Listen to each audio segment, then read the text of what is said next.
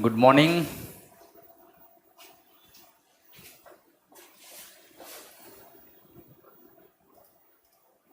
इतिहास में क्या लिख रहा है ये शुभम? बिहुगोल, बिजली गोल। ये अपने कमेंट नहीं है, उस क्लास के कमेंट आ रहे हैं। कौन से क्लास के? इसके ज्योग्राफी वाले ये कैसे जुड़े हैं क्या? मिक्स हो रहे फिर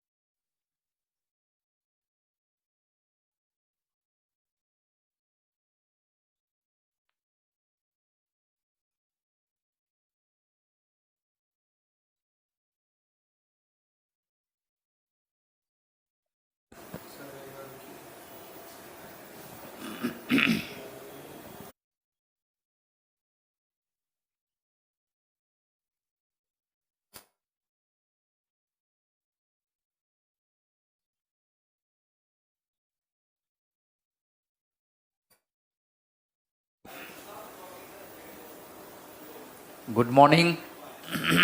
कैसे हैं आप लोग?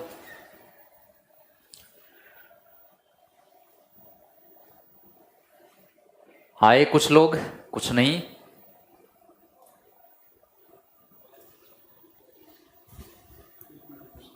अभी नहीं स्टार्ट है। क्लास स्टार्ट हो चेक कर लेते हैं। बिना पढ़ा ले लो क्लास हो जाएगी।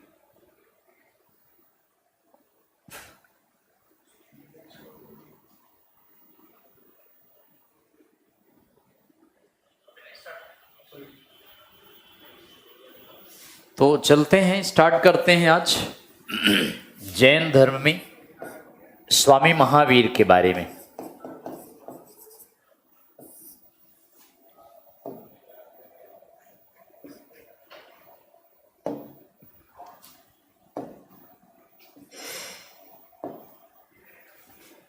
जैनिज्म में स्वामी महावीरा, यहां से स्टार्ट होना है।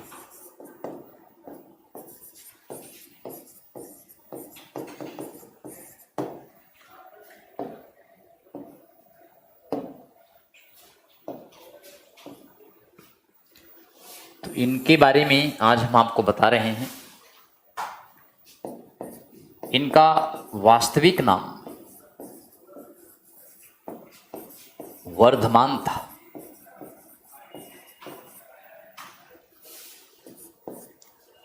फाइव 599 बीसी में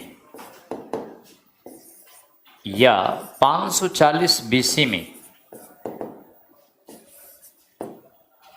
इनका जन्म हुआ था। कहां पैदा हुए? तो वैशाली में अथवा कुंडीग्राम में। वैशाली अथवा कुंडीग्राम ये बिहार में है। एनसीईआरटी में वैशाली दिया है और कुछ किताबों में कुंडीग्राम दिया है। एनसीईआरटी में 540 बीसी में पैदा हुआ बताया गया है। बाकी कुछ ऑथेंटिक किताबों में 599 बीसी में पैदा हुआ बताया गया है। तो इनका जन्म वैशाली में या कुंडीग्राम में, दोनों बिहार में है। वैशाली में इनका ननिहाल था और कुंडीग्राम में इनके फादर का घर था। इनके नाना का घर वैशाली में था और इनके फादर का घर कुंडीग्राम में था। तो आ जाइए सब लोग, जुड़िए। जयप्रकाश जी प्रणाम। Dayanand Kumar Sharma good morning.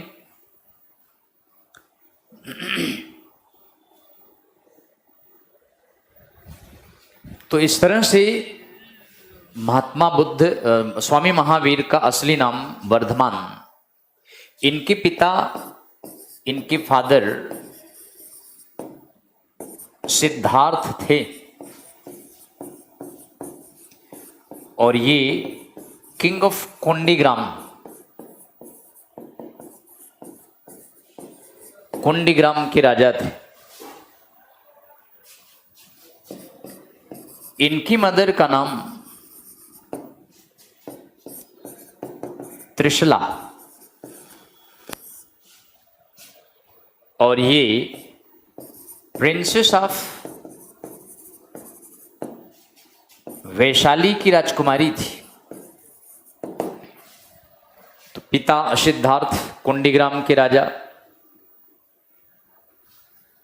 Mother Trishala Vaishali की राजकुमारी थी। विक्कू ज्योग्राफी के बाद हिस्ट्री ऐसा नहीं बेटे, वो क्लास इसी में मिल गई थी। Vikku good morning sir. Good morning भाई। Arjun good morning. तो महावीर स्वामी के बारे में बता रहे हैं। पिता सिद्धार्थ कुंडीग्राम के राजा, मम्मी त्रिशला वैशाली की राजकुमारी थी। अब आप देखिए पिता साइड से स्वामी महावीर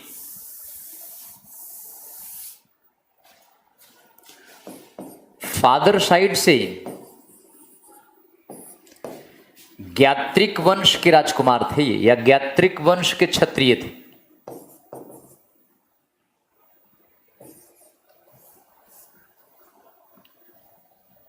ज्ञात्रिक क्लैन के क्षत्रिय थे।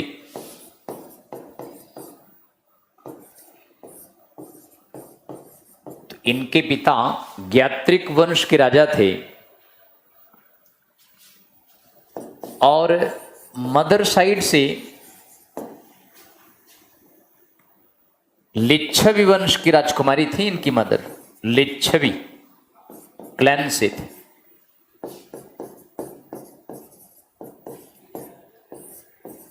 तो इस तरह से पिता साइड से ज्ञात्रिक वंश के और मदर साइड से लिच्छवी वंश से बिलोंग करते थे।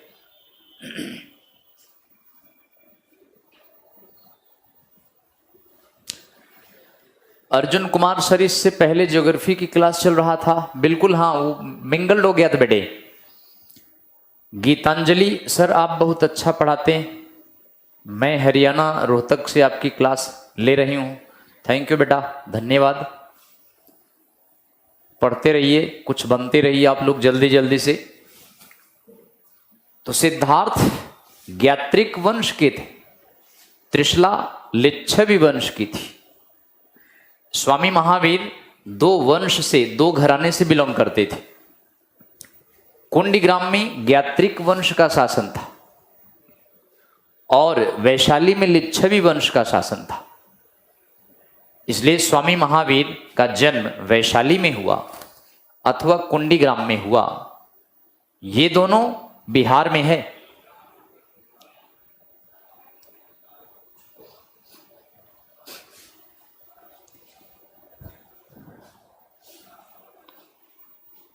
विराज कह रहे हैं सर क्या लाइव चल रहा है? नहीं, ये लाइव नहीं है बेटा, ये वीडियो दिखा रहे हैं। ऐसे ऐसे कमेंट देते हो। लाइव चल रहा है कि नहीं? पढ़ाई करो, समझ में आ रहा है कि नहीं? विराज समझ में आ रहा हो तो बताओ, लाइव चल रहा है या वीडियो चल रहा है, इससे क्या करोगे? तो फादर और मदर इस क्लैन से बिलोंग करते थे और स्वामी महावीर की वाइफ का नाम, इनकी वाइफ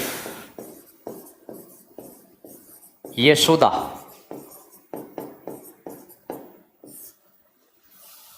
महावीर की वाइफ, और स्वामी महावीर की पुत्री का नाम, डॉटर यानी पुत्री का नाम प्रियदर्शना।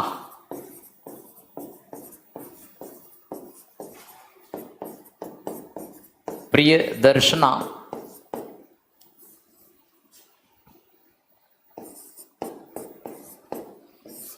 या इनको अनुजा भी कहा गया है।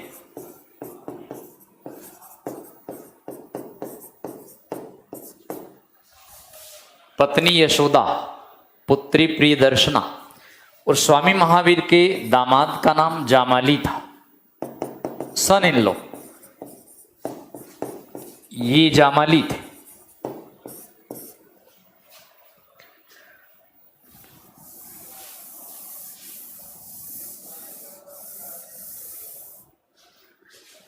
स्वामी महावीर की सिस्टर का नाम सुदर्शना था।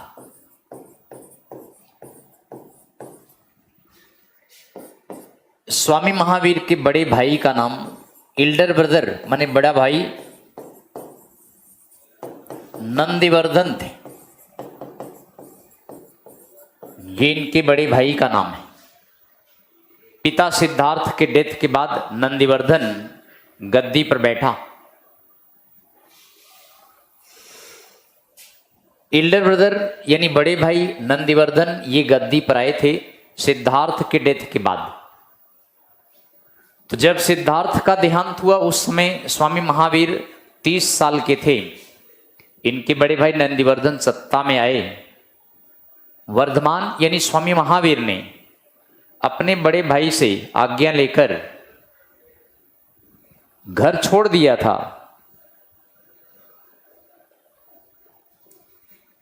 इनके बड़े भाई नंदिवर्धन सत्ता में आए और नंदिवर्धन से आज्ञा लेकर 30 साल की एज में वर्धमान ने कैवल्य पाने के लिए घर छोड़ दिया था। कैवल्य का मतलब सुप्रीम नॉलेज होता है। 30 साल की एज में वर्धमान घर छोड़े हैं। 12 साल तक कठिन तपस्या किया है। 12 साल कठिन तपस्या के बाद वर्धमान को कैवल्य की प्राप्ति जंभीय ग्राम में साल वृक्ष के नीचे ऋजुपालिका नदी के तट पर प्राप्त हुई थी। देखिए स्वामी महावीर बहुत कठिन तपस्या किए थे। घर छोड़ने के बाद 1 साल 1 महीने तक इन्होंने भोजन नहीं लिया। यानी 1 साल 1 महीने तक भोजन लिया है, 13 महीने तक इन्होंने भोजन लिया है और उसके बाद इन्होंने भोजन छोड़ दिया है। उतना ही भोजन लेते थे जितना इनके हाथ में आता था। तो इस तरह से 1 साल 1 महीना भोजन खाए हैं और वही कपड़े पहने रखे हैं जो पहन के निकले थे। 1 साल 1 महीने के बाद जब कपड़े फट गए तो कपड़े पहनना छोड़ दिया, भोजन भी छोड़ दिया। बाकी यानी बाकी का समय 10 साल 11 महीने इन्होंने कठिन तपस्या किया है। बिना कुछ खाए पिए रहकर कठोर तपस्या किया है। और इस तरह इन्होंने 12 साल टोटल बिताए हैं। किसी गांव से गुजरते थे तो बच्चे इनको पागल समझकर पत्थर फेंकते थे, परंतु ये कुछ बोलते नहीं थे, चुपचाप चले जाते थे।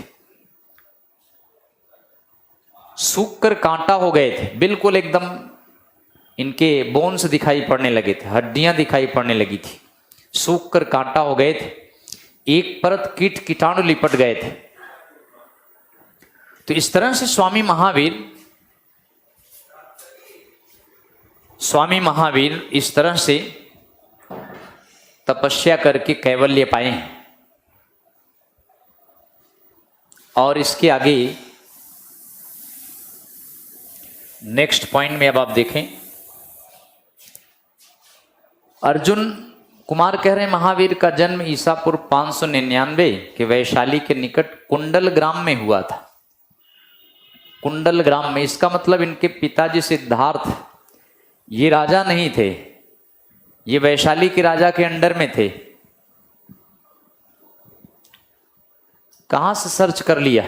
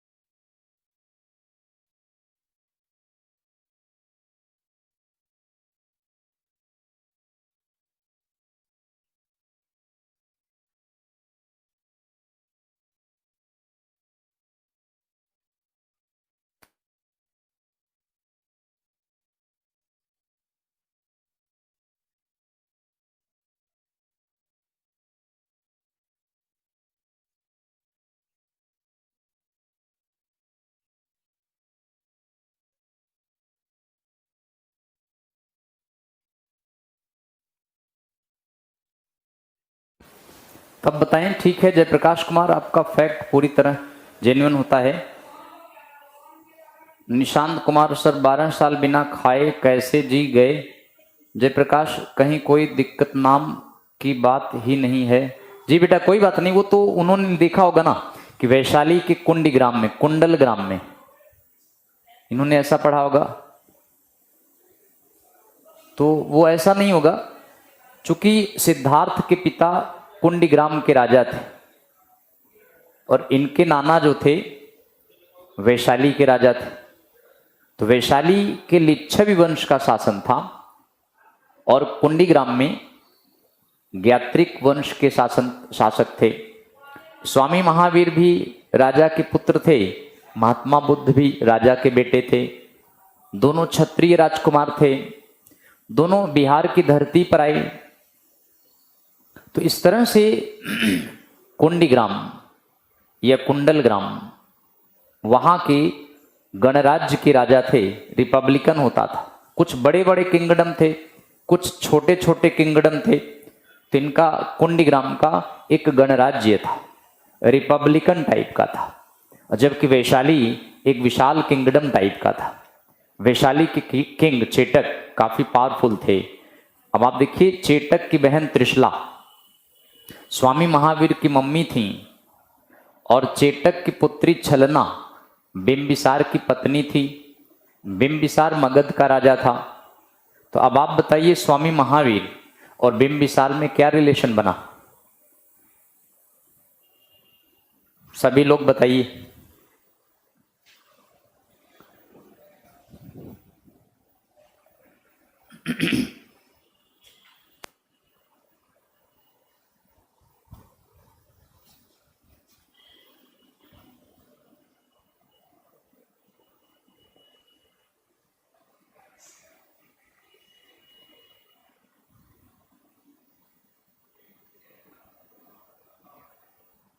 चलिए, स्वामी महावीर नहीं, मामा नहीं होगा, जीजे साले होंगे दोनों। स्वामी महावीर का जीजा बिंबिसार था।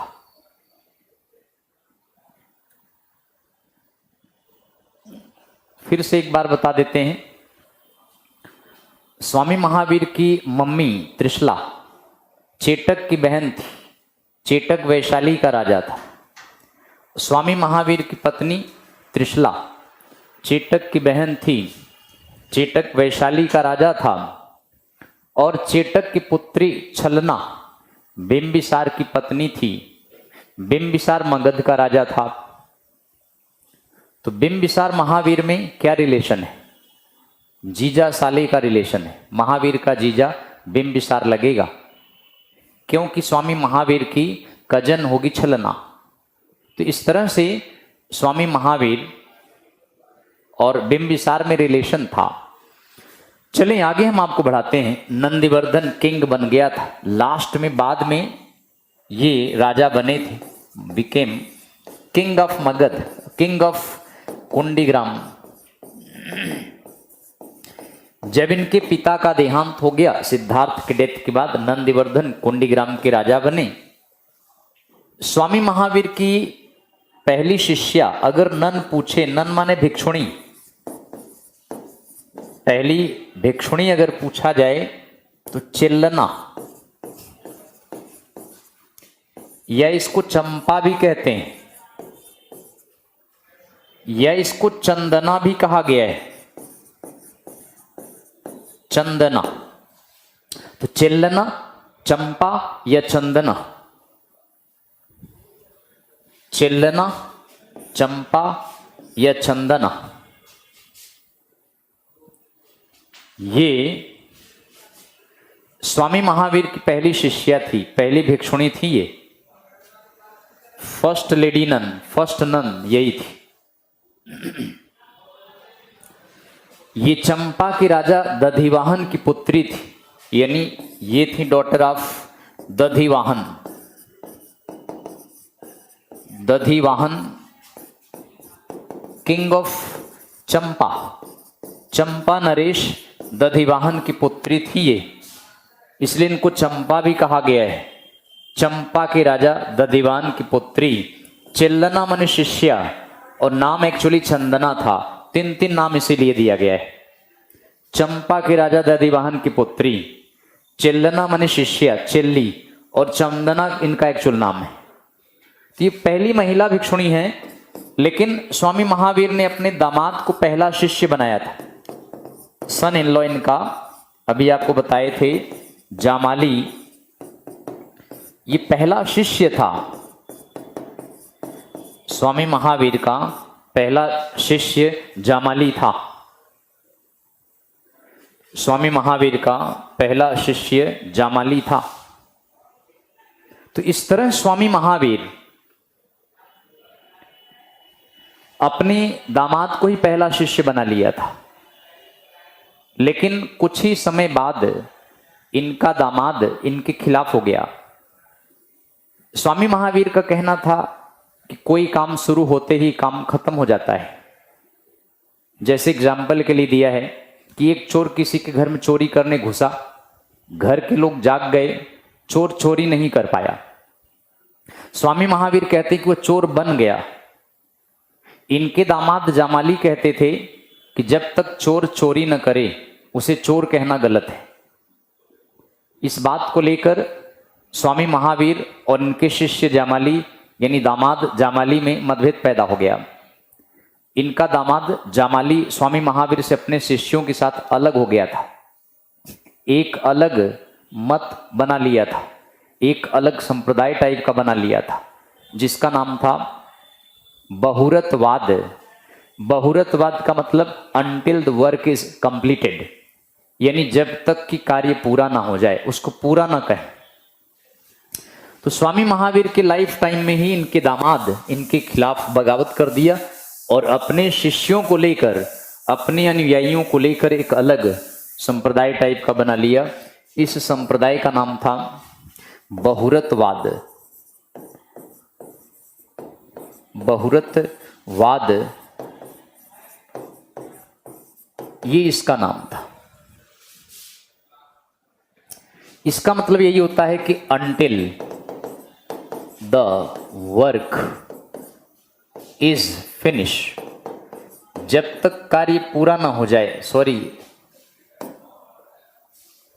बहुरतवाद का मतलब until the work is finished, ठीक है, यानी कार्य पूरा हो जाए तब इसको फिनिश कहिए आप। स्वामी महावीर कहते कोई काम प्रारंभ हो गया तो काम फिनिश। ये कहते थे जब तक काम पूरा ना हो जाए। जैसे एक चोर चोरी करने घुसा, घर के लोग जाग गए, महावीर कहते हैं चोर उसको चोर कहा जाना चाहिए। इनका कहना था नहीं वो चोर नहीं होगा, वो काम किया ही नहीं, अगर वो चोरी करता तब उसको आप चोर कहिए। तो बहुरतवाद का मतलब जब तक काम पूरा ना हो जाए तब तक पूरा ना कहें। तो ये बहुरतवाद था। जबकि स्वामी महावीर का सिद्धांत था क्रियमाण कर्म। क्रियमाण कर्म ये स्वामी महावीर का था। क्रियमाण कर्म का मतलब वर्क स्टार्टेड, वर्क अगर प्रारंभ हो गया, वर्क स्टार्ट्स मीन्स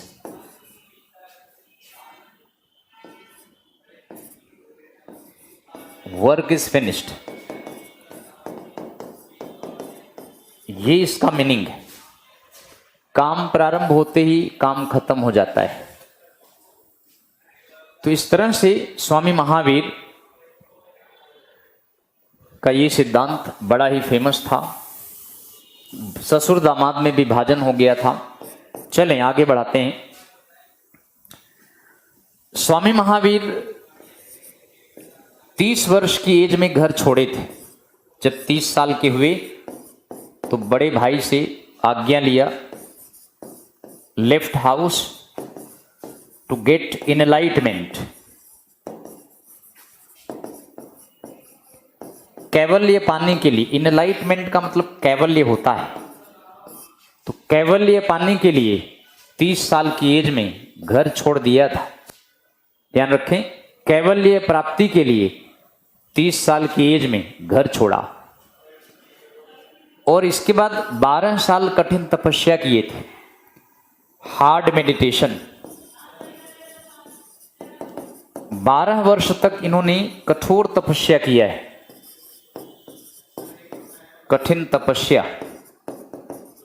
12 साल तक इन्होंने कठिन तपस्या किया है। अब आप देखिए 42 वर्ष हो की उम्र में इनको कैवल्य मिला है।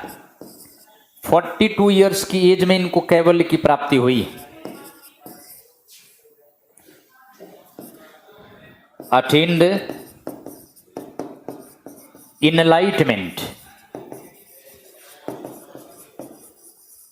यानी 42 वर्ष की उम्र में इनको कैवल्य मिला है।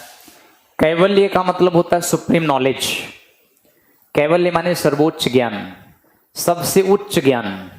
इससे बड़ा कोई ज्ञान नहीं होता है। ज्ञान की चरम सीमा है कैवल्य। जैसे ज्ञान कई प्रकार के होते हैं। एक होता है सामान्य ज्ञान, जनरल नॉलेज। दूसरा होता है मनः पर्याय, जो दूसरों के मन की बात जान जाए, जिसको साइकोलॉजी कहते हैं। तीसरा होता है अवधि। अवधि माने एकेडमिक नॉलेज, जैसे लोग पीएचडी करते हैं, ग्रेजुएशन करते हैं, इस टाइप का। अवधि माने पीरियड ऑफ टाइम में कंप्लीट किया जाता है। सबसे इसके ऊपर है, टॉप पर है कैवल्य। कैवल्य माने सुप्रीम नॉलेज। ये कैवल्य सर्वोच्च ज्ञान है। इससे बड़ा कोई ज्ञान ही नहीं है। लेकिन इस सबको नहीं मिल सकता है। वही प्राप्त कर सकता है जो अपनी 10 इंद्रियों को अपने वश में कर ले। 5 कर्मेंद्रियां, 5 ज्ञानेंद्रियां, जो 10 इंद्रियों को अपने वश में कर ले, उसे कैवल्य मिलता है। उसे जितेंद्रिय कहा जाता है। स्वामी महावीर 42 वर्ष की उम्र में भोजन पानी तभी त्याग दिया। तभी एक बालक पूछ रहा था कि 12 साल तक बिना खाए पिए कैसे रह सकते हैं। तो यही है कैवल्य। कैवल्य में सभी इंद्रियों को अपने वश में कर लें, भूख प्यास को महसूस ही न करें। तो सारी इंद्रियों को, भूख प्यास वाली इंद्रियां भी होती हैं, सबको अपने वश में कर लिया। जब सारी कंट्रोल्ड हो गई, तब जाके इनको कैवल्य मिला है, सुप्रीम नॉलेज। सूख कर कांटा हो गए थे, एक परत इनके शरीर पर कीट कीटाणु लिपट गए थे, तब इनको आभास हुआ कैवल्य मिल गया। तो इनको कैवल्य की प्राप्ति कहां हुई? बिहार में जंभिये ग्राम में। कहां पर कैवल्य पाया? जंभिये ग्राम में।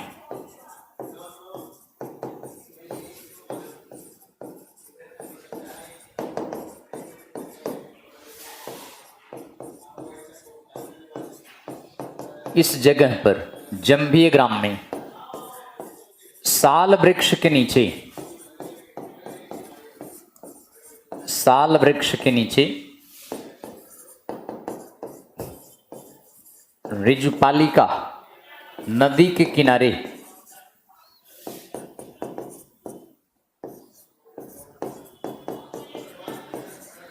साल वृक्ष के नीचे ऋजुपालिका नदी के किनारे वर्धमान को कैवल्य मिला। और इसी समय से इनको जितेंद्रिय कहा गया। जितेंद्रिय माने जिसने अपनी इंद्रियों को जीत लिया, अपने वश में कर लिया, अपने सभी सेंस को अपने वश में करने वाला। तभी से इनको केवलिन कहा गया है। केवलिन का मतलब जिसको सर्वोच्च ज्ञान मिल गया हो, कैवल्य। और तभी से इनको निगट नाट पुत्र कहा गया है। निगट नाट पुत्र कहा गया है। ऐसे ज्ञात्रिक पुत्र जो ग्रंथों में विश्वास नहीं करते।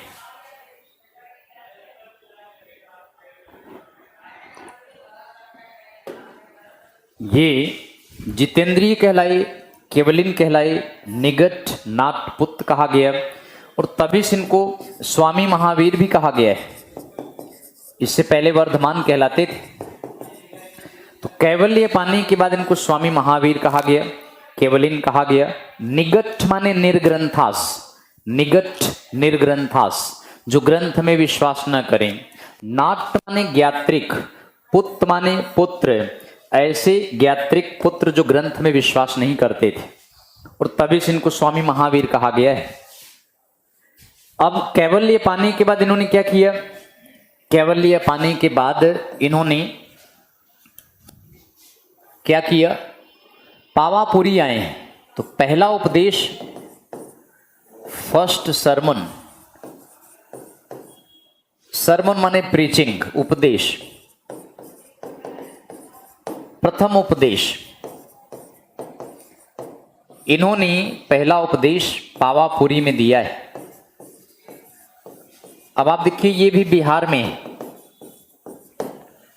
बिहार के पावापुरी में पहला उपदेश दिया। जब ये पावापुरी पहुंचे तो यहां पर 11 ब्राह्मण यज्ञ करवा रहे थे। 11 याज्ञिक ब्राह्मण, इनके बारे में सुना कि महावीर स्वामी आए हुए हैं, बाबा आए हुए हैं कैवल्य प्राप्त करके। जैसे कार्तिक को विश्वास नहीं हो रहा ना, ऐसे उन 11 ब्राह्मणों को विश्वास नहीं हुआ। कार्तिक कह रहा साइंस में संभव नहीं है, तो ऐसे उनको भी कहा भाई संभव ही नहीं है, कैवल्य पाया होगा, और वो भी भूखे प्यासे रहकर।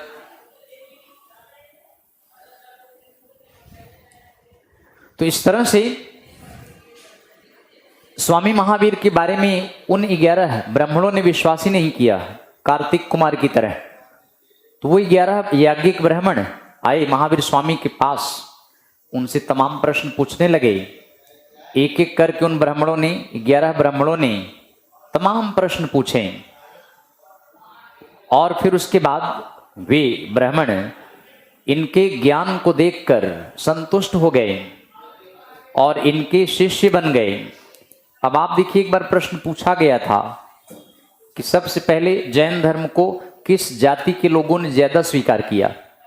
तो ब्राह्मणों ने सबसे ज्यादा स्वीकार किया इसको। प्रारंभ में ब्राह्मणों के खिलाफ था ये धर्म, वैदिक रिचुअल के खिलाफ था, ब्राह्मण डोमिनेशन के अगेंस्ट में था, लेकिन प्रारंभ में सबसे ज्यादा इसे ब्राह्मणों ने कबूल किया, ब्राह्मणों ने स्वीकार किया। तो इस तरह से ब्राह्मण, 11 याज्ञिक ब्राह्मण यज्ञ करा रहे थे, वे आए और इनसे प्रश्न किया, फिर इनके शिष्य बन गए और इनको 11 गुट में डिवाइड किया, 11 ग्रुप में डिवाइड किया कि अब आप लोग जाइए इस जैन धर्म का प्रचार करिए। तो 11 ब्राह्मण को 11 ग्रुप में डिवाइड किया, इसको गण कहा जाता है। 11 गण कहलाए। 11 ब्राह्मणों को 11 ग्रुप में डिवाइड कर दिया और फिर इनको कहा कि अब आप जाइए, अब धर्म का प्रचार करिए। तो ये धर्म का प्रचार करने लगे। स्वामी महावीर स्वयं भी धर्म का प्रचार करते थे। अब अगर ये प्रश्न पूछा जाए कि जिस समय महावीर स्वामी महात्मा बुद्ध पैदा हुए और अपने अपने धर्म का प्रचार कर रहे थे या कैवल्य पाए, उस समय मगध का राजा कौन था? तो बिंबिसार मगध का किंग था। बिंबिसार मगध का राजा हर्यंक वंश का था। उसने जैन और बौद्ध दोनों धर्मों को राजकीय संरक्षण दिया था, रॉयल पैट्रोनेज दिया था। जैन धर्म को तो इसलिए दिया क्योंकि बिंबिसार स्वामी महावीर के जीजा लगते थे, ब्रदर इन लॉ थे। और बौद्ध धर्म को इसलिए राजकीय संरक्षण दिया क्योंकि बौद्ध धर्म उस समय लोगों में बड़ी तेजी से फैल रहा था। पहला किंग है इंडिया में बिंबिसार मगध का राजा, जो जैन और बौद्ध दोनों धर्मों को स्वीकार किया, दोनों धर्मों को राजकीय संरक्षण दिया था। इस तरह प्रचार करते रहते, बारिश के 4-5 महीने कहीं नहीं जाते, बाकी लगभग 8 महीने तक धर्म का प्रचार करते। 527 बीसी में या 468 बीसी में 468 बीसी में, अब अगर आप देखिए 599 वाला जन्म लगाएंगे, बुक्स में दिया हुआ है, तो उसके हिसाब से ये होगा। और एनसीईआरटी में दिया है 540 बीसी अगर लगाया जाए तो इसके हिसाब से ये होगा, यानी इस समय स्वामी महावीर को मोक्ष मिला था। यहां अथवा यहां पैदा हुए, यहां या यहां मोक्ष प्राप्त किया। जिस समय मोक्ष मिला उस समय 72 वर्ष के थे। इसके हिसाब से भी 72 वर्ष में आएगा, इसके हिसाब से 72 वर्ष आएगा। तो 72 ईयर्स की एज में स्वामी महावीर को मोक्ष की प्राप्ति हुई।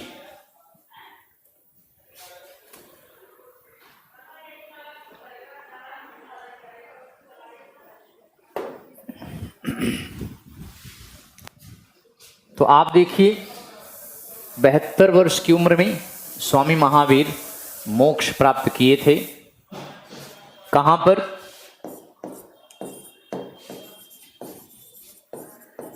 स्वामी महावीरा अटेन्ड मोक्ष। मोक्ष का मतलब होता है मुक्ति, यानी साल्वेशन।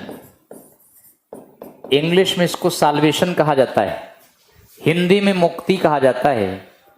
तो इनको मोक्ष की प्राप्ति पावापुरी में,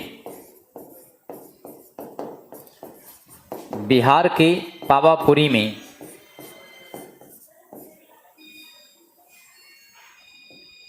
599 के हिसाब से 527 बीसी में,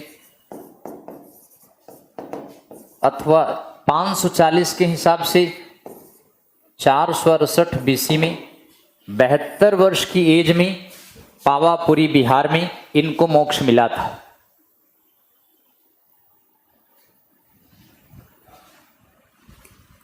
तो इस तरह से स्वामी महावीर 72 वर्ष की उम्र में बिहार के पावापुरी में मोक्ष प्राप्त किए थे।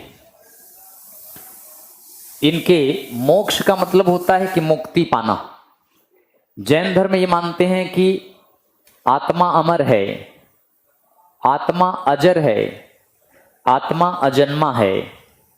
Soul is immortal, soul doesn't grow oldness, soul does not take birth. आत्मा अमर है, कभी मरती नहीं। आत्मा अजर है, मतलब कभी बूढ़ी नहीं होती। आत्मा अजन्मा है, कभी पैदा नहीं होती क्योंकि परमानेंट है। जैन धर्म के हिसाब से है ये।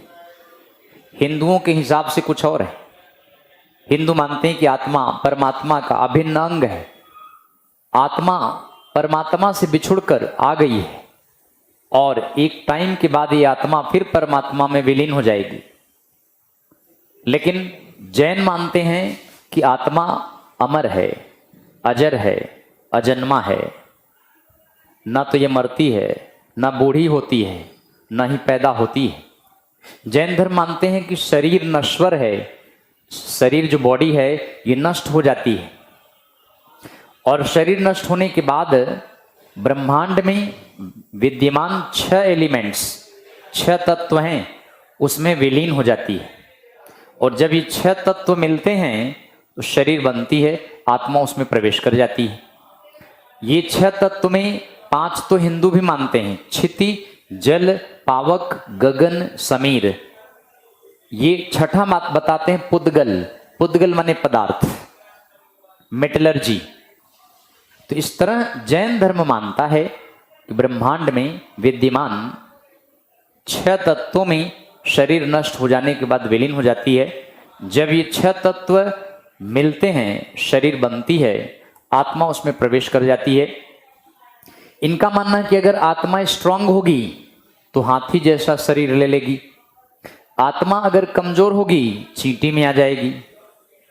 ये कहते हैं और कमजोर होगी मेटल्स में आ जाएगी, ईंट पत्थर में आ जाएगी, प्रोजेक्टर में आ जाएगी, कैमरे में आ जाएगी, मार्कर में आ जाएगी, लाइट में आ जाएगी, मोबाइल में आ जाएगी। मतलब इनका ये मानना है कि इस ब्रह्मांड में कण कण में आत्मा है।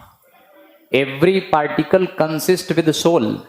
ब्रह्मांड के सभी तत्वों में आत्मा विद्यमान है। यह धर्म आत्मवादी है, यानी जैन धर्म, Jainism believes in the theory of soul, Jain धर्म आत्मा के सिद्धांत में विश्वास करती है, इसलिए जैन धर्म आत्मवादी है।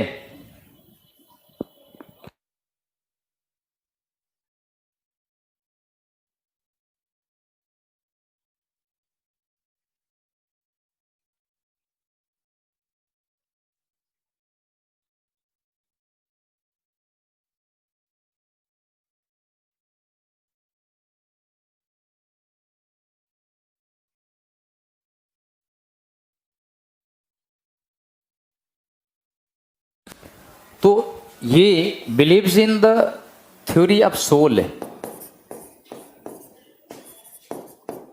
आत्मा के सिद्धांत में विश्वास करती है। आत्मा के सिद्धांत में विश्वास करता है ये धर्म। याद रखें, आत्मवादी है, शरीर नश्वर है, शरीर में विश्वास नहीं करता है, आत्मा के सिद्धांत में विश्वास करता है, इसलिए आत्मवादी है। बौद्ध धर्म आत्मा के सिद्धांत पर बिल्कुल शांत है। महात्मा बुद्ध से पूछा गया आत्मा है, जीव है, तो सब चुप रहे हैं, उन्होंने कोई व्याख्यान नहीं दिया। विवादित मैटर पर महात्मा बुद्ध ने कोई भी स्टेटमेंट नहीं दिया है। भगवान है, गॉड है, इन सब पर नहीं। याद रखें, जैन धर्म में आत्मा को मानते हैं लेकिन गॉड को नहीं मानते, परमात्मा को मानते ही नहीं, इसलिए ये धर्म आत्मवादी है। कण कण में जीव है, कण कण में आत्मा है। इसलिए आप देखिए, मुख पर पट्टी बांधते, कपड़े का पट्टी रखते हैं व्हाइट कलर की, कपड़े भी नहीं पहनते हैं बहुत से लोग। कुछ लोग कपड़े पहनते हैं व्हाइट कलर का, श्वेतांबर वाले कपड़े पहनते हैं, दिगंबर वाले बिल्कुल नंगे रहते हैं। मल मूत्र का परित्याग भी ऐसी जगह करते हैं जहां किसी को नुकसान न पहुंचे। पैर में जूते चप्पल नहीं पहनते हैं क्योंकि बहुत से कीट कीटाणु ऐसे हैं पैर के नीचे दबकर मर जाते हैं, इससे पाप हो जाएगा, इसलिए पैर में कुछ पहनते नहीं है। तो बड़ा ही सात्विक विचार का धर्म है। ये धर्म इतना सख्त है कि यह धर्म ज्यादा फैल ही नहीं पाया। 5 सिद्धांत अभी आपको बता रहे हैं, पंच महाव्रत कहलाते हैं।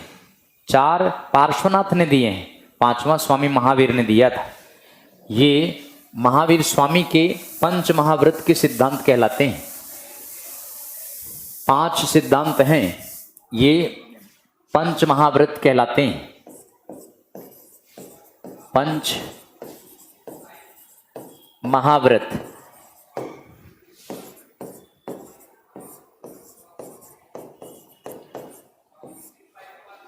यानी विजन 5।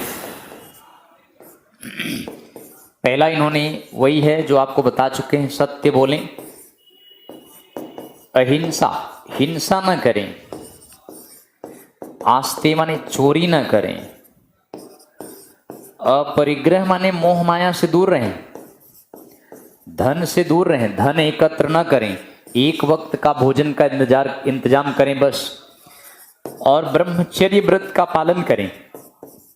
ब्रह्मचर्य सेलिबेसी, सत्य माने ट्रुथ, अहिंसा माने नॉन वायलेंस, आस्ते माने नॉन स्टीलिंग, अपरिग्रह माने नॉन पॉसेशन ऑफ वेल्थ, ब्रह्मचर्य माने सेलिबेसी। ये पंच महाव्रत के सिद्धांत हैं और ये भिक्षुओं के लिए था, मॉन्क नन्स के लिए था ये, यानी भिक्षु और भिक्षुणियों के लिए दिया है। मॉन्क माने भिक्षु, नन्स माने भिक्षुणी, तो भिक्षु भिक्षुणियों के लिए था ये सिद्धांत।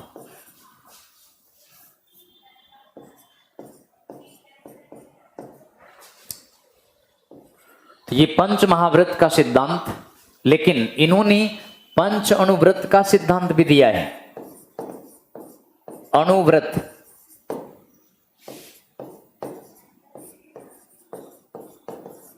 लेकिन ये गृहस्थों के लिए है।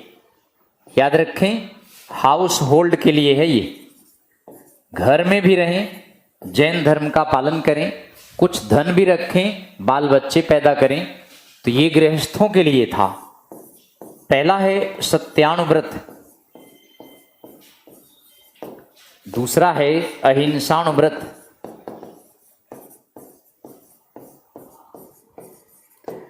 तीसरा है आस्तेयाणुव्रत, चौथा है अपरिग्रहाणुव्रत,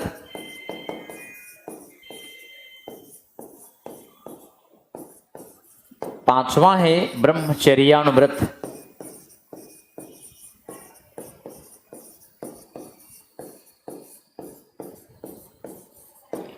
अब आप देखिए सारे इन चारों पांचों में अणुव्रत शब्द जोड़ दीजिए। सत्य में जोड़ा सत्याणुव्रत, अहिंसा में जोड़ा अहिंसाणुव्रत, आस्तेय में जोड़ा आस्तेयाणुव्रत, अपरिग्रह में जोड़ा अपरिग्रहाणुव्रत, ब्रह्मचर्य में जोड़ा ब्रह्मचर्याणुव्रत। ये भिक्षु भिक्षुणियों के लिए था, ये गृहस्थों के लिए था। गृहस्थों को डिस्काउंट दिया था, थोड़ा कम करके दिया था, अन्यथा गृहस्थ आश्रम के लोग इतने सख्त नियम फॉलो नहीं कर सकते थे, इसलिए इन्होंने गृहस्थों के लिए थोड़ा सा कम करके सिद्धांत दिया था। घर में रहें, बाल बच्चे भी पालें पोषें, और एक समय आए गृहस्थ आश्रम त्याग दीजिए और उसके बाद सन्यासी का जीवन बिताइए।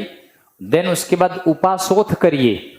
उपासोथ सभी के लिए था, ये उपासोथ ये होता है, बड़ा इंपॉर्टेंट पॉइंट है जैनियों के लिए।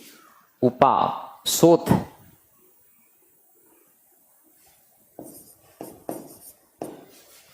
अंतिम समय जब निकट आ जाए, जब समझ में आने लगे कि अब अंत निकट आ गया है, ऐसी कंडीशन में कहते हैं खाना पीना त्याग दीजिए और फिर मोक्ष प्राप्त कर लीजिए। अंतिम समय निकट आया समझकर उपासोथ एडॉप्ट करें। उपासोथ में भोजन पानी त्याग दीजिए और फास्ट पे चले जाइए जब तक मोक्ष न मिले।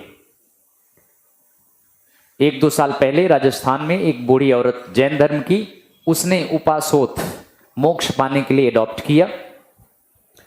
राजस्थान के जयपुर हाई कोर्ट ने उसको बैन लगा दिया, कहा ये तो सुसाइड हो गया। बाद में जैनियों ने सुप्रीम कोर्ट में उसकी रिट फाइल कर दिया। सुप्रीम कोर्ट ने जैन धर्म के हिसाब से उसको परमिशन दे दिया। तो उपासोथ जैनी लोग एडॉप्ट कर सकते हैं अपने अंत समय निकट आने के परिस्थिति में। तो ये उपासोथ होता है। तो इस तरह से 5 पंच महाव्रत हैं और 5 अणुव्रत हैं। ये बेहद इंपॉर्टेंट सिद्धांत हैं।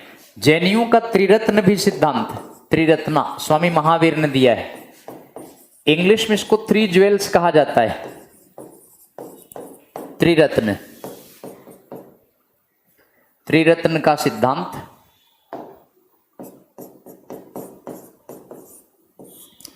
इसमें पहला है राइट फेथ, दूसरा है राइट नॉलेज, तीसरा है राइट कंडक्ट, सम्यक दर्शन, हिंदी में सम्यक दर्शन, दूसरा है सम्यक ज्ञान, तीसरा है सम्यक चरित्र। ये है त्रिरत्न। ये आप देखिए, त्रिरत्न को फॉलो करें मोक्ष मिलेगा जैन धर्म के हिसाब से। त्रिरत्न को फॉलो करने पर मोक्ष की प्राप्ति होगी। ये मोक्ष पाने की मार्ग हैं जैन धर्म के हिसाब से। इसके अलावा इनका एक फिलॉसफी भी है, स्यादवाद।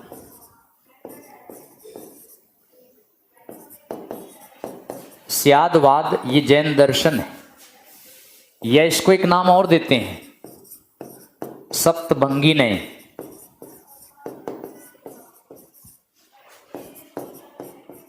सप्तभंगी नय ये कहा जाता है।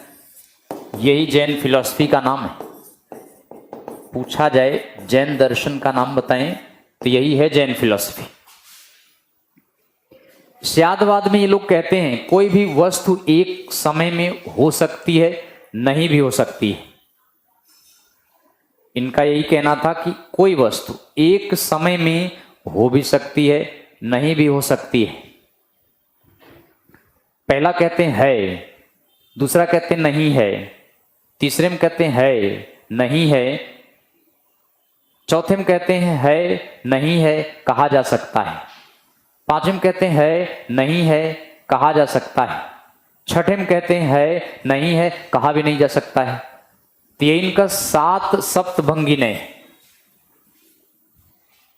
यानी इनका कुल मिला के यही कहना कि कोई वस्तु एक समय में हो भी सकता है, नहीं भी हो सकता है, क्योंकि यह संसार पानी के बबल्स की तरह है। कुछ ही पल में बबल्स बनते बिगड़ते रहते हैं। हो भी सकता है, नहीं भी हो सकता है। वृक्ष हिलता है क्योंकि इसकी टहनियां हिलती हैं। वृक्ष नहीं हिलता है क्योंकि यह पेड़ में गड़ा हुआ है, क्योंकि यह जमीन में गड़ा हुआ है। वृक्ष झूमता है, हिलता है क्योंकि इसके वृक्ष की टहनियां, शाखाएं हिलती हैं। वृक्ष नहीं हिलता है क्योंकि यह जमीन में गड़ा हुआ है। तो एक समय में कहते हैं कोई वस्तु हो भी सकती है, नहीं भी हो सकती है। ये कहते हैं पर्वत वन्यमान है क्योंकि वह धूमवान है, यानी पर्वत से धुआं निकल रहा है, इसका मतलब इसके नीचे आग होगी, तो कोई ना कोई कारण होगा। तो यही कहते हैं स्यादवाद है ये। चलिए अगला कुछ पॉइंट्स इनका वो बताते हैं, और ये है इनकी धार्मिक पुस्तकें, religious books. Religious books Jain धर्म की, ये प्राकृत भाषा में है। जैन धर्म की धार्मिक पुस्तकें और ये प्राकृत भाषा में है। अंग,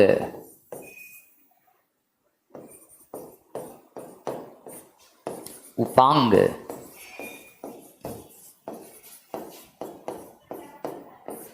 पर्व,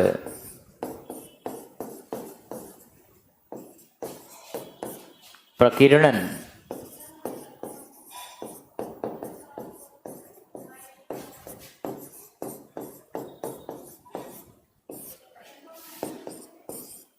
आगम,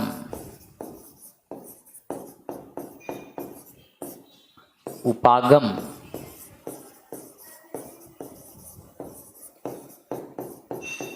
ये हैं बौद्ध धर्म की धार्मिक पुस्तकें। और ये बौद्ध धर्म की धार्मिक पुस्तकें अंग, उपांग, पर्व, प्रकीर्णन, आगम, उपागम, इनमें महावीर स्वामी के द्वारा उपदेश जो दिया गया है उसको इसी में कंपाइल्ड किया गया है। तो इस तरह से धार्मिक पुस्तकें पहले नहीं थीं। 23 तीर्थंकरों ने कोई संदेश नहीं दिया था, कोई उपदेश नहीं दिया था। महावीर स्वामी ने जितना भी उपदेश दिया है इन सब में कंपाइल्ड करके उनके चेलों ने रखा हुआ है। जैन धर्म में कुछ और बातें वो ये है कि स्वामी महावीर के कुछ वर्ष के बाद जैन धर्म में मतभेद पैदा होने लगा। जैन धर्म का पहला जैन काउंसिल बुलाया गया पाटलिपुत्र में। तो फर्स्ट जैन काउंसिल पाटलिपुत्र में 300 BC में बुलाया गया था। 2 जैन सम्मेलन बुलाए गए हैं।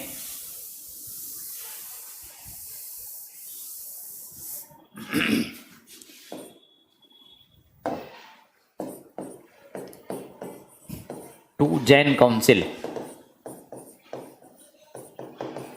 जैन धर्म में 2 सम्मेलन या 2 संगीतियां, संगीतियां माने सम्मेलन,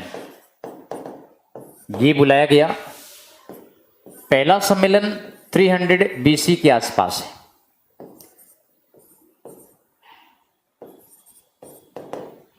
या कहीं कहीं 298 BC दिया है। ये सम्मेलन पाटलिपुत्र में बुलाया गया, आज का पटना में बुलाया गया।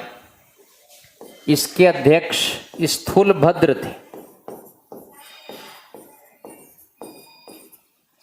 पहला जैन सम्मेलन जब बुलाया गया तो स्थूलभद्र इसके अध्यक्ष थे।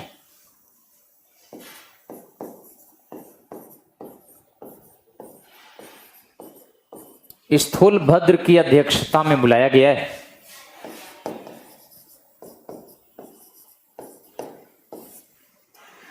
और इसी समय यानी पहला जैन सम्मेलन में जो कि पाटलिपुत्र में बुलाया गया, जैन धर्म दो संप्रदाय में डिवाइड हो गया। एक कहलाया श्वेतांबर,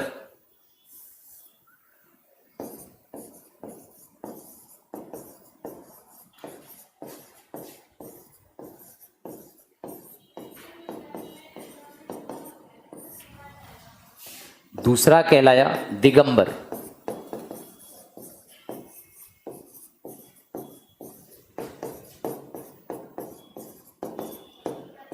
श्वेतांबर में सफेद कपड़े पहनते थे, व्हाइट क्लॉथ्स।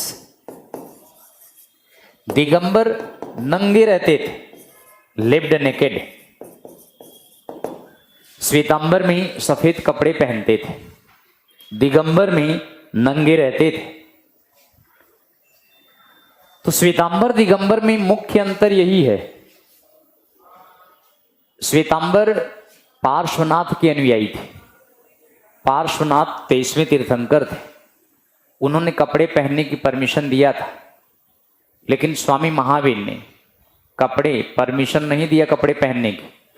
स्वामी महावीर स्वयं 10 साल 11 महीने कपड़े नहीं पहने, उसके बाद कैवल्य पाया। कैवल्य पाने के बाद भी कपड़े नहीं पहनते थे, नंगे रहते थे। इन्होंने सोचा, महावीर स्वामी ने ये कहा था कि अगर आज सूती कपड़े पहनोगे, कल रेशमी पहनोगे, परसों इच्छा हुई लेनिन पहनोगे, इसलिए माया मोह बढ़ता जाएगा और इस माया जाल में फंसते जाओगे और फिर इससे छुटकारा नहीं मिलेगा। इसलिए भिक्षु भिक्षुणियों के लिए कपड़े पहनने से मना कर दिया है। गृहस्थों के लिए कपड़े पहनने की परमिशन है, भिक्षु भिक्षुणी कपड़े नहीं पहनते। जैन धर्म इतना सख्त है कि अगर भिक्षु भिक्षुणियों के मन में शादी की भी बात आ गई, शादी की बात आ गई तो पाप हो गया। अगर वो छुपा लिया, अपने सीनियर को नहीं बताया, तब भी पाप हो गया। यदि वह शादी की बात अपने सीनियर को बता दिया तो उनका सीनियर उनसे कहेगा कि जाओ तुम लोग शादी विवाह करके अब घर बसाओ, एक उम्र हो जाए तो गृहस्थ आश्रम छोड़ के फिर आश्रम में आ जाना। तो स्वामी महावीर ने कपड़े पहनने की परमिशन नहीं दिया और यह भी कहा कि जो मन में बात है उसको कभी छुपाओ नहीं, और कभी पाप भी मन में आए तो पाप करने की नियति मत रखो, क्योंकि इनके यहां पर पाप भी कहा गया कि पाप करना बहुत बड़ा अपराध है। मन में आ गया कि पाप करना है तब भी पाप हो गया, कह दिया तब भी पाप हो गया, कर दिया तब भी पाप हो गया। तो बड़ा ही सख्त धर्म है ये। इसलिए स्वामी महावीर ने दिशाओं को कपड़ा माना। दिग माने दिशाएं, अंबर माने कपड़ा। 10 दिशाएं होती हैं, कहा दिशाओं को कपड़ा माने। श्वेत माने सफेद, अंबर माने कपड़ा। तो अगर ये कहा जाए श्वेतांबर पार्श्वनाथ के फॉलोवर थे, श्वेतांबर वाले पार्श्वनाथ के फॉलोवर थे, और इनको स्थूलभद्र ने परमिशन दिया था। यानी पार्श्वनाथ इनके फॉलोवर हैं। पार्श्वनाथ स्वामी महावीर के फॉलोवर तो है ही हैं, लेकिन स्थूलभद्र ने कपड़े पहनने की परमिशन दिया था। तो यहां पर ये कह सकते हैं कि इनका जो लीडर था, इनको जो लीड किया है स्थूलभद्र थे, ये इनके लीडर बने। और इनके जो लीडर बने दिगंबर वालों के भद्रबाहु थे। और भद्रबाहु ने किताब लिखी है, कल्पसूत्र नाम है। भद्रबाहु ने कल्पसूत्र नामक बुक लिखा है।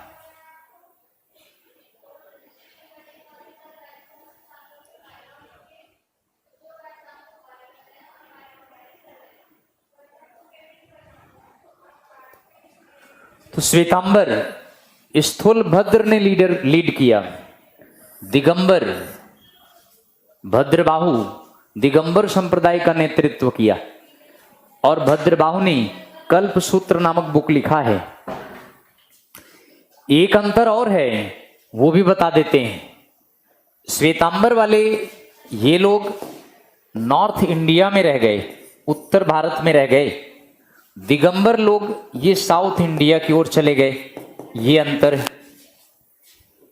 श्वेतांबर उत्तर भारत में रह गए, दिगंबर दक्षिण भारत में चले गए। श्वेतांबर का लीडरशिप स्थूलभद्र ने किया, दिगंबर का नेतृत्व भद्रबाहु ने किया। भद्रबाहु ने कल्पसूत्र लिखा है। तो पहला जैन सम्मेलन यही था, और पहले जैन सम्मेलन में जैन धर्म दो संप्रदाय में डिवाइड हो गया, श्वेतांबर और दिगंबर। एक दूसरा काउंसिल हम आपको बताते हैं, सेकंड काउंसिल 512 ईस्वी में हुआ था।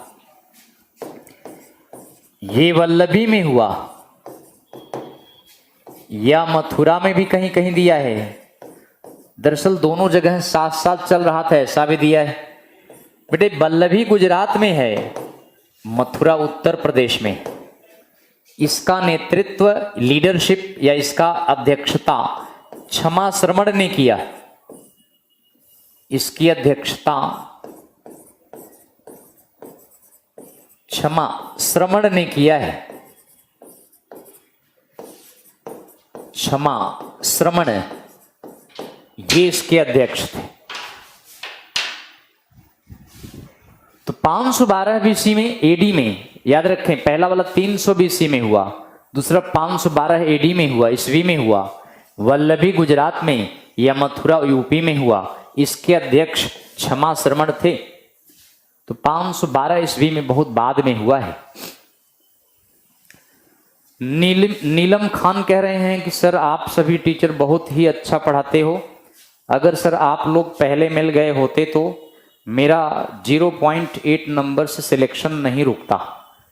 चलिए अब थोड़ा सा अब क्या किया जाए, जो बीत गया उसको भूल जाइए और जो आने वाला है उस पर फोकस ज़्यादा करिए। असफलता ही सफलता की कुंजी है।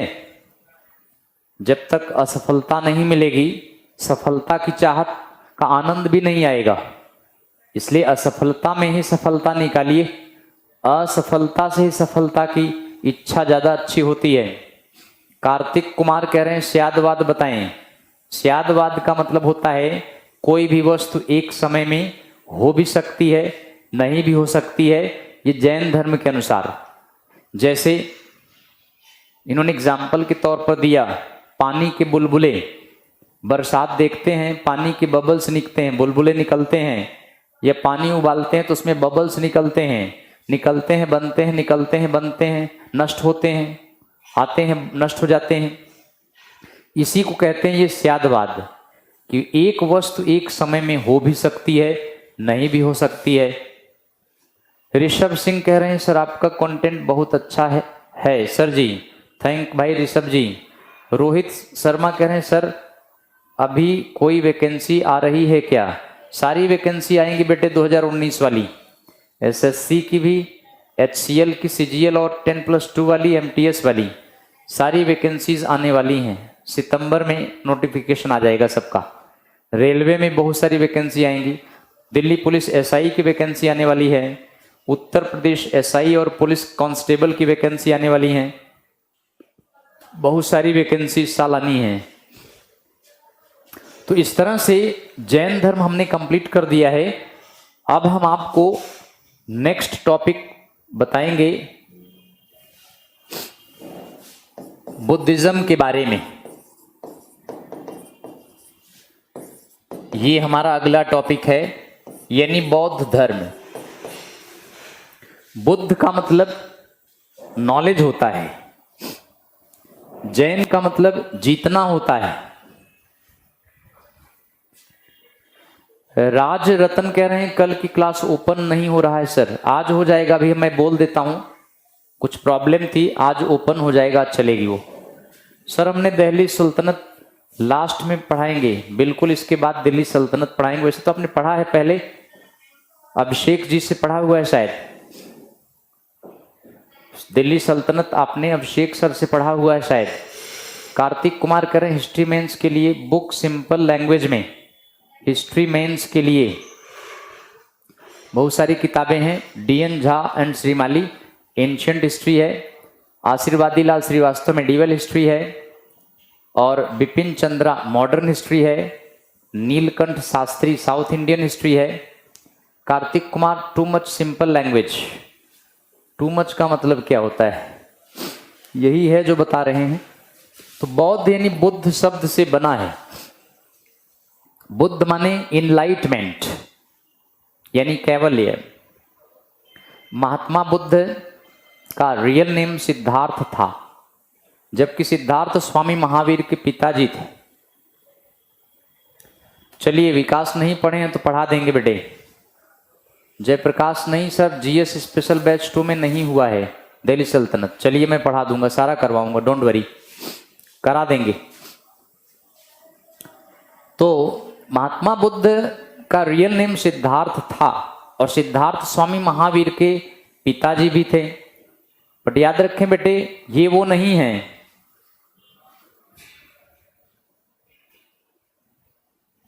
बिल्कुल राजरतन ठीक कह रहे हैं। First paper Indian history, second paper में हिस्ट्री का वर्ल्ड हिस्ट्री होता है। तो इस तरह से महात्मा बुद्ध का असली नाम सिद्धार्थ और सिद्धार्थ स्वामी महावीर के पिताजी भी थे।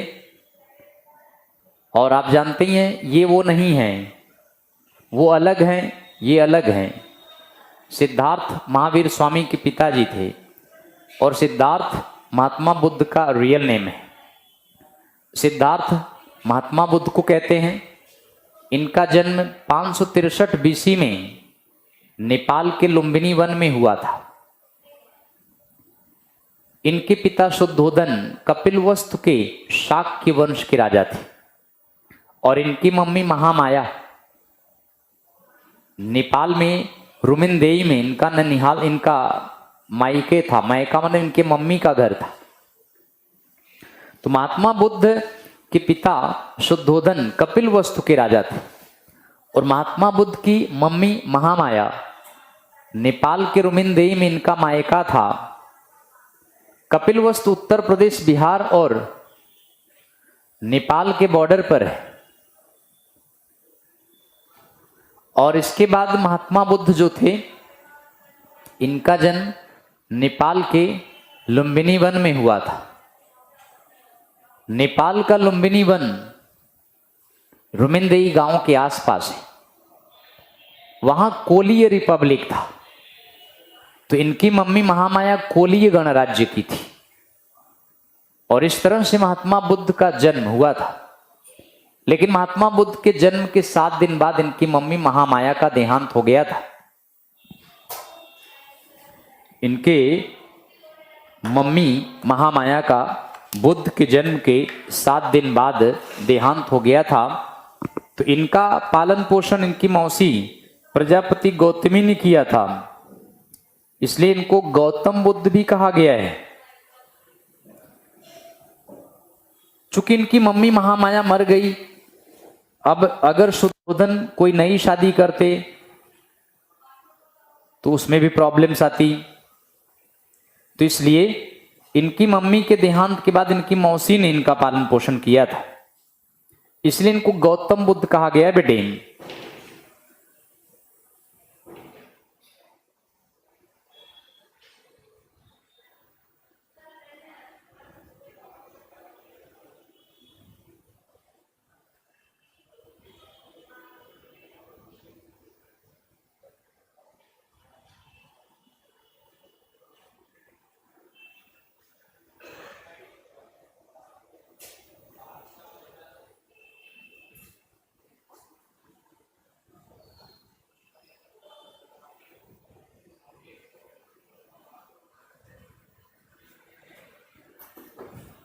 कार्तिक कुमार देहांत कैसे हुआ सारा बताएंगे बेटे।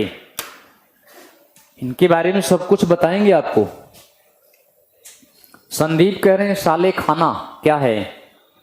साले खाना क्या कहना चाहते हैं? गांव है पाकिस्तान में, गए हैं क्या साले खाना? संदीप क्या कहना चाह रहे हो? सेल खाना या साले खाना? What is this?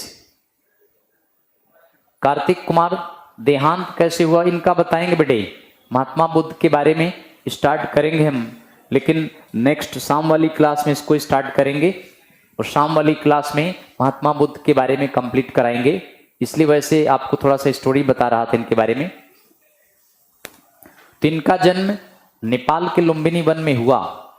इनकी मौसी प्रजापति गौतमी ने इनको पाला पोषा, इसलिए इनको गौतम बुद्ध कहा गया है। इनके पिता शुद्धोधन ने प्रजापति गौतमी से शादी कर लिया था। शुद्धोधन को पत्नी मिल गई, महात्मा बुद्ध को मम्मी मिल गई। अगर कोई और पत्नी लाते और कोई पत्नी ले आते तो शायद वो महात्मा बुद्ध को बड़ा टॉर्चर करती, इसलिए इनकी मौसी को इनकी मम्मी बना दिया। और प्रजापति गौतमी को महात्मा बुद्ध ने बाद में बौद्ध धर्म में महिला भिक्षुणी भी बना लिया। सर आप विकास कह रहे हैं, सर आप प्रयागराज में भी पढ़ाए हैं क्या? बिल्कुल प्रयागराज में पढ़ाया हूं। वहां पर हमने पैरामाउंट की फ्रेंचाइजी लिया था।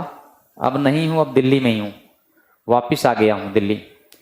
जयप्रकाश कुमार सर वो सलेखना विधि की बात कर रहा है। ठीक ठीक, सलेखना विधि या वुधि की बात कर रहा है। चलिए जो भी है, ठीक कह रहे हैं।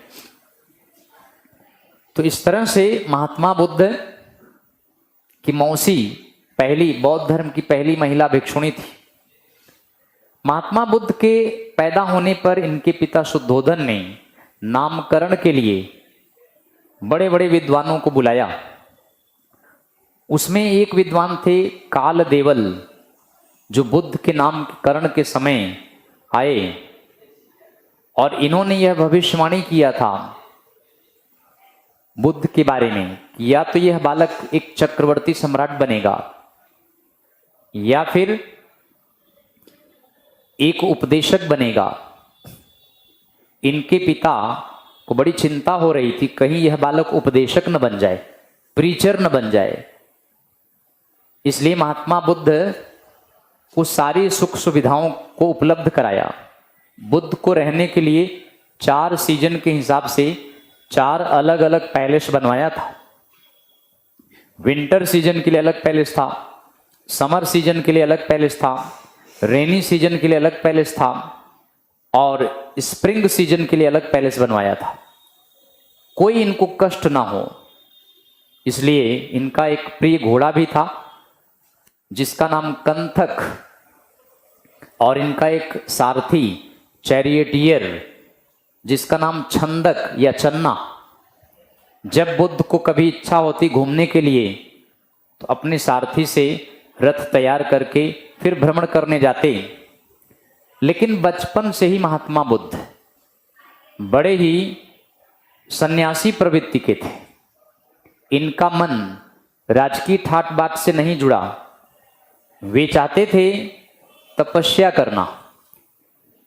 इनके पिता के महल के सामने एक वट वृक्ष था, बरगद का पेड़ था, बनियन ट्री था। अक्सर उसके नीचे बैठकर ये मेडिटेशन करते हुए, तपस्या करते हुए देखे जाते थे। जैसे जैसे सिद्धार्थ बड़े हो रहे थे, इनका तपस्या की तरफ झुकाव बढ़ता जा रहा था। उधर शुद्धोधन की चिंताएं भी बढ़ती जा रही थी। इकलौता बेटा, राजपाट कैसे चलेगा, यह सोच करके 16 इयर्स की एज में, 16 साल की उम्र में सिद्धार्थ की शादी यशोधरा से करवा दिया। एक सुंदर कन्या यशोधरा से इनकी शादी करवा दिया। सिद्धार्थ खुश नहीं थे, फिर भी तपस्या में विलीन रहते थे। इस तरह से शुद्धोधन की चिंताएं बढ़ती जा रही थीं कि ये बालक तो हाउस लाइफ में लौट ही नहीं रहा है, तपस्वी जीवन की तरफ जा रहा है। कहीं कालदेवल नामक ब्राह्मण की भविष्यवाणी सत्य तो नहीं हो जाएगी कि उपदेशक न बन जाए। शुद्धोधन ने महात्मा बुद्ध को एक रात सुंदर सुंदर परियों के बीच में छोड़ दिया, फेरी क्वीन के बीच में छोड़ दिया। सुंदर सुंदर परियों ने कुछ देर तक इनको रिझाया। उसके बाद बुद्ध को नींद आ गई, सिद्धार्थ को नींद आ गई। ये परियां भी सो गईं, फेरी क्वीन भी सो गईं। थोड़ी देर के बाद बुद्ध की आंख खुल गई। देखा कि जो परियां इतनी सुंदर कांतिवान लग रही थीं, अति सुंदर लग रही थीं, वे सोने के बाद अद्भुत तरीके से खर्राटे ले रही थीं, विचित्र सपने देख रही थीं। इस दृश्य को देखकर बुद्ध का मन और भी अडिग हो गया कि नहीं, अब वो तपस्वी ही बनेंगे। तो जैसे जैसे इनके पिता इन पर हाउस होल्ड में आने के लिए प्रयास कर रहे थे, वैसे वैसे इनकी इच्छाएं और प्रबल होती जा रही थी। महात्मा बुद्ध जब 29 के हुए, 29 साल के जब हुए, तो खबर आई कि इनकी पत्नी यशोधरा से पुत्र पैदा हुआ। इनके मुख से निकला राहु। राहु का मतलब बंधन, बाउंडेशन, तभी से उसका नाम राहुल पड़ गया। अब बुद्ध एक बार अपने सारथी से कहा कि रथ तैयार करो, भ्रमण करने जाना है। जैसे ही कुछ दूर भ्रमण करने के लिए गए, एक दृश्य इनके सामने लाया गया। वृद्ध पुरुष का दृश्य, बूढ़े आदमी का, एन ओल्ड मैन का दृश्य था। इतना बूढ़ा आदमी कि वह चलने में भी असमर्थ था। उस दृश्य को देखकर बुद्ध बड़े दुखी हुए। सारथी से कहा रथ वापस महल ले चलो। वापस आ गए। अगले दिन फिर इन्होंने सारथी से कहा सारथी रथ तैयार करो भ्रमण के लिए। जैसे ही निकले, एक बीमार पुरुष का दृश्य देखा, सिक मैन का। बीमारी से इतना ग्रसित था कि वो कराह रहा था, तड़प रहा था। बुद्ध ने सोचा कि क्या लाइफ में ऐसी घटना भी होती है जब आदमी रोग से ग्रसित होकर इस तरह से चिल्लाता चीखता है। दुखी हुए, दृश्य को देखकर वापस चले आए। और नेक्स्ट डे फिर इन्होंने भ्रमण के लिए निकले तो तीसरा दृश्य दिखाया गया इनको भगवान के द्वारा। थर्ड दृश्य था कॉर्प्स का, शव का। तीसरा दृश्य इन्होंने एक बीमार पुरुष का, वृद्ध पुरुष का शव का दृश्य देखा। तीसरा इनका शव का दृश्य, उसको देखकर देखा कि वो लोग उसको दफनाने ले जा रहे थे। पीछे पीछे उसके रिश्तेदार रोते पिटते जा रहे थे। बुद्ध ने सोचा कि लाइफ में मरने के बाद भी लोग इस तरह से रिलेटिव्स रोते पीटते हैं। दुखी हुए और उस दृश्य को देखकर दुखी होकर फिर वापस चले आए। और इसके बाद चौथा दृश्य इन्होंने चौथे दिन देखा, एक सन्यासी का दृश्य, यानी हर्मिट का दृश्य। यहां इन्होंने चौथा दृश्य हर्मिट का देखकर, सन्यासी का देखकर बड़े खुश हुए। वो सन्यासी मस्ती में झूमता हुआ, नाचता हुआ, गाता हुआ चला जा रहा था। इस दृश्य को देखकर बुद्ध बड़े खुश हुए। कहा ये लाइफ अति सुंदर है। चौथा दृश्य बुद्ध की लाइफ को चेंज कर दिया। इन चार दृश्यों को चत्वारि पूर्व निमित्तानि कहा जाता है, यानी 4 प्री क्रिएशन, 4 पूर्व दृश्य।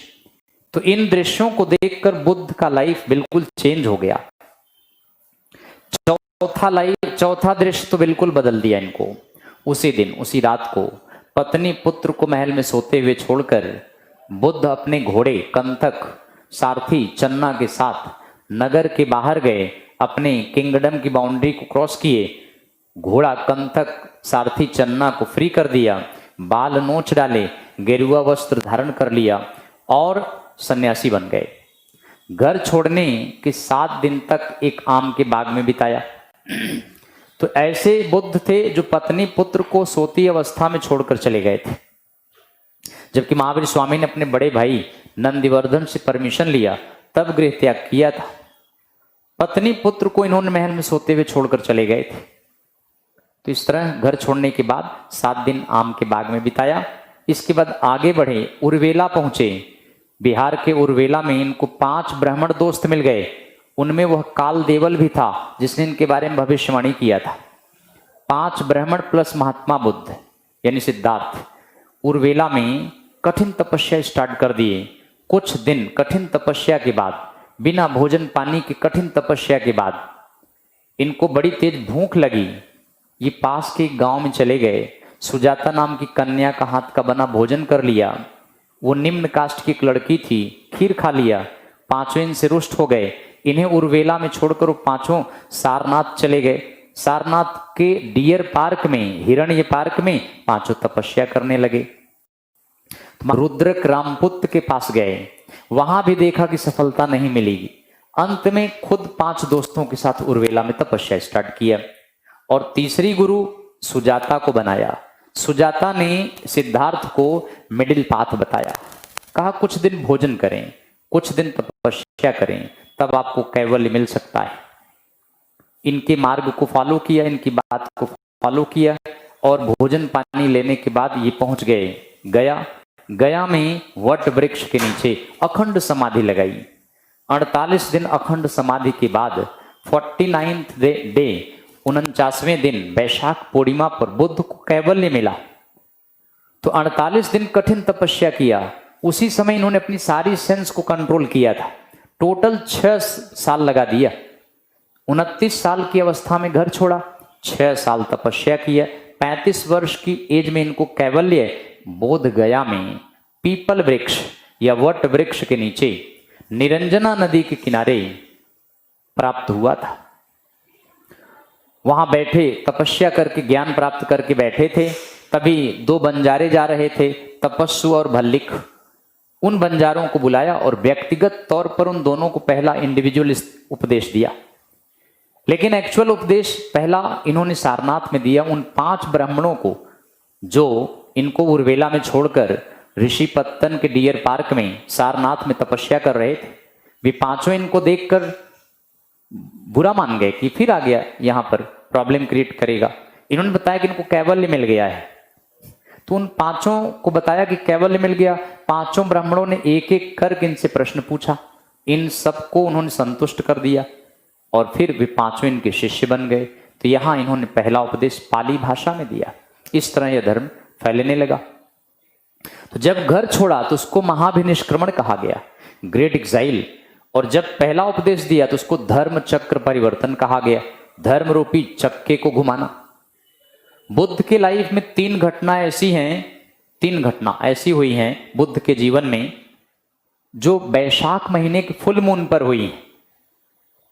ये आईएएस का प्रश्न है कि वैशाख महीने के फुल मून पर बुद्ध के लाइफ में कौन सी 3 घटना हुई, चौथी नहीं।